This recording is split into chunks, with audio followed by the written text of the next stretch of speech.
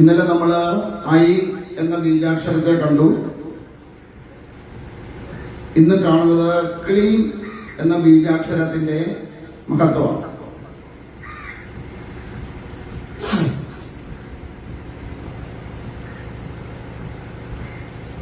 അപ്പോ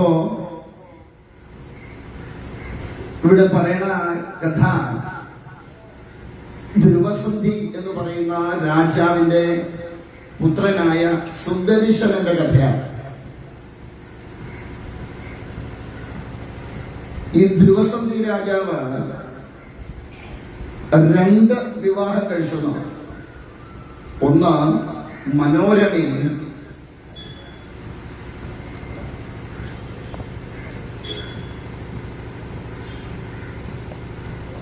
ഒന്ന് ലീലാവതിയും.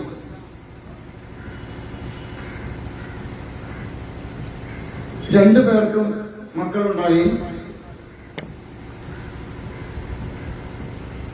ഒരു മനോരമയുടെ പുത്രന്റെ പേര് സുദർശനൻ,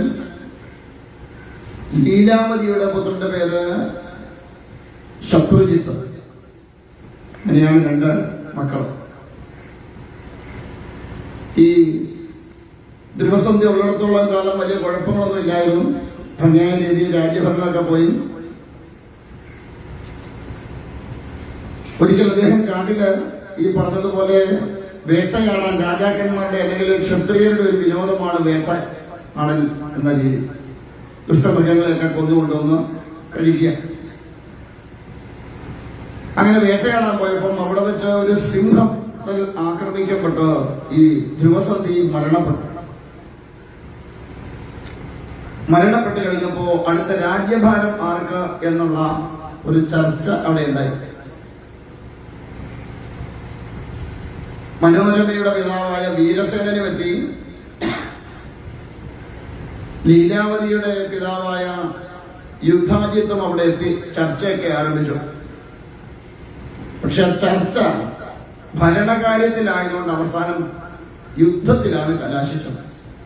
ഈ കസേര എന്ന് പറയുന്ന ഒരു സാധനം ഏറ്റവും വലിയ ലഹരിയാണ് പറയുക. ഒരിക്കൽ കയറി ഇരുന്നാൽ പിന്നെ ഇറങ്ങി പോകാൻ തോന്നില്ല.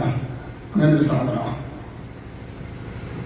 ഇവിടെയും സ്ഥാനം സത്യത്തിൽ അടുത്ത രാജ്യാവകാശി എന്ന് പറയുന്നത് സുദർശനനാണ്. പക്ഷെ കയ്യൂക്കുള്ളവൻ കാര്യക്കാരൻ എന്ന അവസ്ഥ വന്നപ്പോ അവിടെ യുദ്ധത്തിലേക്ക് കലാശിച്ചു. അങ്ങനെ യുദ്ധാജിത്തും വീരസേനന്റെയും സൈന്യങ്ങൾ തമ്മിൽ യുദ്ധം നടന്ന് വീരസേനൻ മരണപ്പെട്ടു.